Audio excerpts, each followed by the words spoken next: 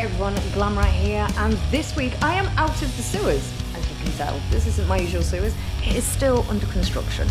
But while I am out of the sewers, I decided to take a little trip down to Newark Showground and join the wonderful people here at Stonedead. It's been an amazing weekend filled with such great bands, including one of my new favourites, that is Black Oak County. They were incredible. My good friends that are King Kraken, the Dead Daisies Suite, the Almighty are headlining, but I managed to chat to the Friday night headliner. That was the Mr. One and Only Danny Vaughn from Tyketto. I was so stoked that he was able to take time out to chat to little old me, and this is what we got talking about. Hi everyone, GlamRat here, and this is an exclusive interview with Danny from Tyketto for In the Sewers. Thank you so much for joining me. Oh, my pleasure. I like getting down the sewers once in a while. Yeah, you know? get down and dirty with us down here. It's great. It's awesome. I just want to say, last night your set was just, it was amazing. It was so good, and the crowd were really, they were just really getting involved with it, you know, and you were feeding off it and they were feeding off you, you know. What kind of feeling is that to still have after all these years? Because you've been around for... Well, yeah, that's not a while. I'm not saying you're old or anything like that, but you've been around the Tyketto's been around for 34 years. So now I'm 32. That's so. the truth. Yeah. Yeah. You know, it's because when bands like us started out, it was still in the real heydays of the mighty record companies and We'll Take Care of All That Sun and all that sort of thing, and you just get so much smoke blown up your ass and believing you're the next whatever. We were the next Whitesnake, blah blah blah, all that sort of thing. Yeah. And you can very easily be drawn into believing all that nonsense about yourself. Yeah. I'm happy to say that didn't happen to us in that sense. And unfortunately we didn't become Whitesnake either, but it makes you that much more appreciative of the fact that I'm still standing here. Yeah. Well, I'll give you an example. I've had a very interesting relationship with the song Forever Young in my career.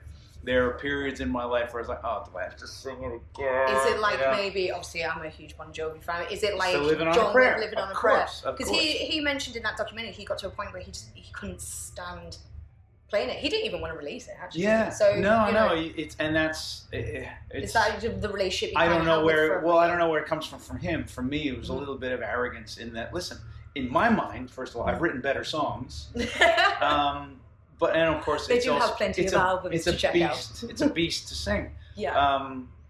But it was over a course of time I came around the other way, which is that this song doesn't belong to me.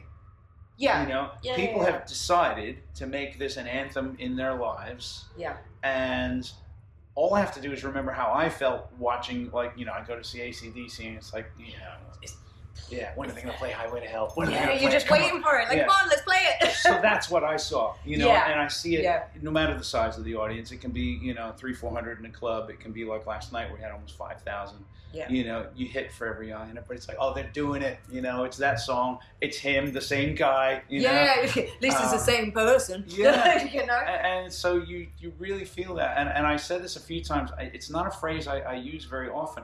I actually felt this genuine kind of wave of love from the audience, like from the first note.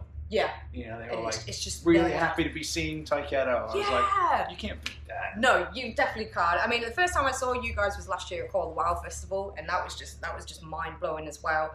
But like the UK seems to love you a lot because you then went on tour and then come back here. But there must be some new stuff kind of coming together now, surely. Oh yeah. Oh yes. Oh yes. We have recorded a new album. Again, another reason why this weekend is so sweet. We signed a new record deal last night. So we are now with Silver Lining Records. Awesome. And we'll be releasing an album called Closer to the Sun. 99% sure in March. You know, barring anything Keep March available, guys. Keep March available. And that will mean a UK tour in April. That would be awesome. That would be fantastic. And it could be a very special tour if we get the people we want to tour with on it. But that we have to keep secret for now. Shh. No secrets told here. No secrets told here. But like you said, you've been growing at like a while, but you've had a bit of a lineup change as well. What's it been like to have that new blood kind of filter in into the band. It helps in so many ways, but I'm one of these people that resists change. So it was difficult when what happened was just to backtrack was COVID happened. Nobody did anything for 2 years. The world shut down. Yeah, it was insane. And a couple of my guys, particularly my longtime music and business partner, Michael Clayton Arbini, the band's drummer, said, I want to, my son's going to be out of the house soon. He's going to a couple more years in high school. He says, I want to spend as much time with my family. I think it's time for me to bow out. And then Chris Green, the guitar player, kind of said the same thing. Yeah. So I said, you know what? Let's just fold up the tent. It doesn't make sense, to go on. And they were the ones who convinced me, what are you, stupid? Keep going. Keep going. If it's you singing the songs, people will still be interested. So we didn't know. Yeah. And so when we came out of that COVID period, one of the smarter things we did that was organized for us was the tour with FM and Dare and us. It's a great package. What a lineup. So we had a lot of people interested, and that was the trial by fire of, is this new lineup, A, going to work together, and B, will the audience accept it? Yeah. Yeah, because sometimes... Because you get the wags. Fickle. We get the wags. I get the, it's a Tyketto tribute band now. Yeah. It's like, I won't...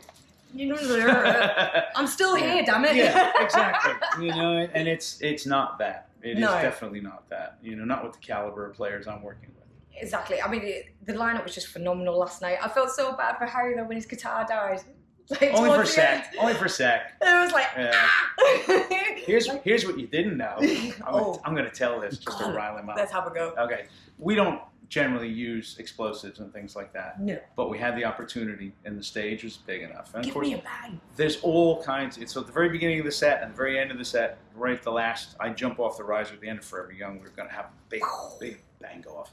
So obviously this involves a lot of interplay with the people involved, health and safety, triggers, dead man switches, all that sort of thing. Yeah. Don't want a Metallica situation. The band gets walked through it. Everybody, don't go here. Don't go this there. is going this bad. And we discussed it like a dozen times. Yep. When we get to the very end of Forever Young, everybody back up to the amps and all that. And what does Harry do? He stands where it I saved his life last night. No, they wouldn't have set the pyro. You owe Danny your life. But now, here's Harry. the best part. So I'm facing this way because I'm going to jump off the riser and turn. Yeah. And I hear Chris Childs going, Harry! And I turn around and I see it. And he just hears Chris. He turns around and I go, and all Harry told me later, all he could think of was, why is Danny waving at me? Boy, get out of the way. Save your life, son. That's why. But it looked amazing from my end. And your wardrobe as well. I have to say, every time I see it, you always have like a nice jacket and you always look good. Like, do you purposely go out and say, right, I need to get a jacket that's got loads of gold in it. Yes. It's got loads of like snazzy bits on it. Like the gold one I had made for earlier this year for the Uriah Heep tour. And part of that was because it's a lesson I learned from the Rolling Stones when I was a kid.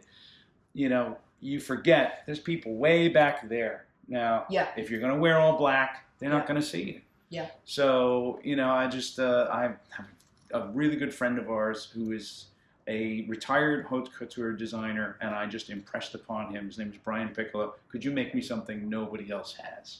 And we went out and we picked the fabrics and everything like that. The buttons came from Morocco. It was all this posh stuff that I can't afford at all. And Brian did it for me because he's a friend, bless him. Well, it was an amazing jacket. Like, if you haven't seen it, go check it out. Like, it was an amazing jacket. He earned his pennies there. But I don't want to keep you for much longer because you've got another busy day ahead, seeing some bands and things like that. Well, just being a punter today, so. That's nice. That's nice, quietly though. Busy. But is there any advice you'd give to people now who are starting music? Because a lot of people think, music is so hard, trying to break through. Because obviously in the early 90s, you released an album, you toured it. But now people have got to create content. They've got to do this. They've got to do that. They've got to do all that jazz. You don't want to get me started on the content.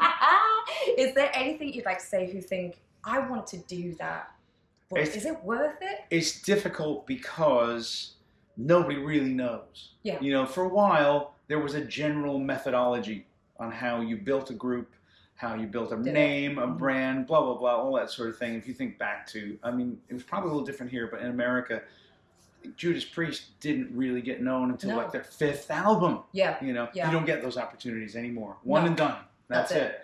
Right. And So I'm hesitant to give advice to young musicians because none of us understand where we're at now. Nobody knows. No. You just exist in this big and so on one hand, like people, you have the Spotify argument. Yeah. Where people say, well, there's loads of people who have never heard of you without Spotify. But my answer is that may be true, but none of them have spent any money on it. No. They don't listen and then go buy the CDs. Very few people do. They have to generally be older.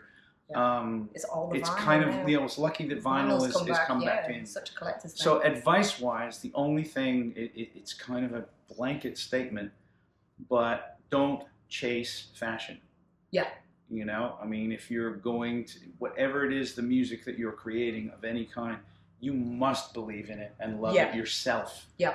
And it doesn't matter if it's not popular, who cares? Who cares? As long as you have the love for it. Because your honesty has to come through. It's the only thing you take with you, that makes sense. These are your songs. This is, your creation. Yeah. Don't wiggle and move it because some record executive says, oh, well, everybody's Harry Styles now, And yeah. No, you got to be who you are. Otherwise, you won't last. You see it with bands. They shift. Yeah. They shift and change. Change it to what the records say or what's selling. And it's sad. Like, people call it selling out. Maybe you are, maybe you aren't. It's a different argument. But it's never fair because we're not doing this for free. I'm not doing it to buy a house on an island somewhere. But would be nice. I am doing it. Would be nice. Would be nice. I am doing it to keep the electricity on in my house. So I need to eat. there are finances involved, like it or not. In all forms of the arts and creativity, at some point or another, money will come in and make a mess of things. Yeah. So it's this balance. How do you work it? Where you still feel that you're creating something worthy, but also you're subject to the whims of, like you said, now you have to create content. I never understood that. Why do people need to know and see every little thing people are nosy about what you do? You used to call them curtain twitchers, didn't you? You used to be that one person on the street that used to be like, what's going on? But now everybody's like with the phone, what's going on? Yeah. And again, this is one of those statements you never thought, when I was younger. When I were a wee lad. When Cream magazine came out with a Led Zeppelin interview, you bought it because you didn't know anything about them other than that. I was like, whoa, these guys are so cool. Yeah. Who are they? What do they do? Kiss. This guy might be from space apparently. We believed it. It was great. Now it's there's nothing left to reveal. No, keep all the secrets. Here's the X-ray of my latest enema. What are we doing? What am I doing? But thank you so much for taking the time out to chat to GlamRat in the sewers. I crawled out of it just to come and speak to the gorgeous Danny Vaughn from Tyketto. Thank you so much. Good luck and enjoy the rest of your day. Thank you very much. Thank you so much. And I'll catch you guys in an interview very, very soon. Mwah. Bye. How amazing was that chat? I'm so blessed to have spent even 10 minutes with this guy. And we were talking for ages afterwards as well. He's so lovely. So the first time I saw Tyketto was at Call the Wild Festival. And then a year later, I'm seeing him back here. That new album coming in March, followed by a tour. So hopefully I get to chat to little Danny all over again. But if you haven't checked out Tyketto, then you can always have a nosy at them here on YouTube, or you can follow them on Spotify and everything else. But I'm just over the moon. But thank you so much, as always, for watching. And until next time, catch you later, GlamRat. Bye-bye.